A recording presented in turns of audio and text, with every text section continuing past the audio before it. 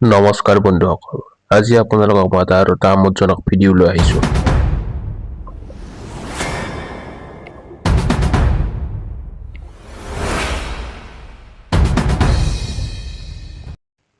তো বন্ধুসকল, আপোনালোকে নিশ্চয় বৰ্তমান বাংলাদেশত কি হৈ আছে গম পাইছেই।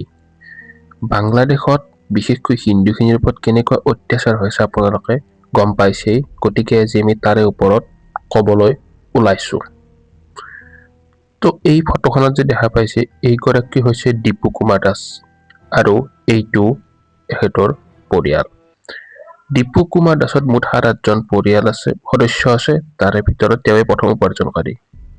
কিন্তু এই দীপু কুমাৰ দাসক বাংলাদেশত থকা মুছলমানসকলে গুৰিয়াই তেখেতক জীৱন্তে গছত বান্ধি জ্বলাই দিয়ে। কাৰণ তেখেতৰ এটাই ভুল আছিল যে তেখেতে কৈছিল যে সকলো ধৰ্মই সমান আৰু সমভাৱে সন্মান কৰিব লাগে। এই ছবিখন আপোনালোকে দেখা পাইছে বাংলাদেশত কেনেকুৱা পৰিৱেশ হৈছে। তাত থকা হিন্দুসকলে কোনো ধৰণৰ পূজা অৰ্চনা, মন্দিৰ মঠত কোনো ধৰণৰ একোৱে অনুষ্ঠান কৰিব নোৱাৰে।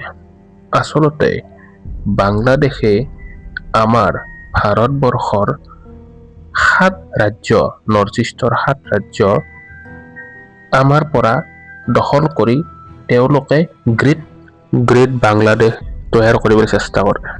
ইয়াৰ উপৰিও তাত থকা সংখ্যালঘু হিন্দুখিনিৰ ওপৰত বিভিন্ন ধৰণৰ হেঁচা প্ৰয়োগ কৰে মুছলমানসকলে, যেনে আপত্তিজনক মাংস খোৱা, আপত্তিজনক সাজপাৰ পৰিধান কৰা ইত্যাদি।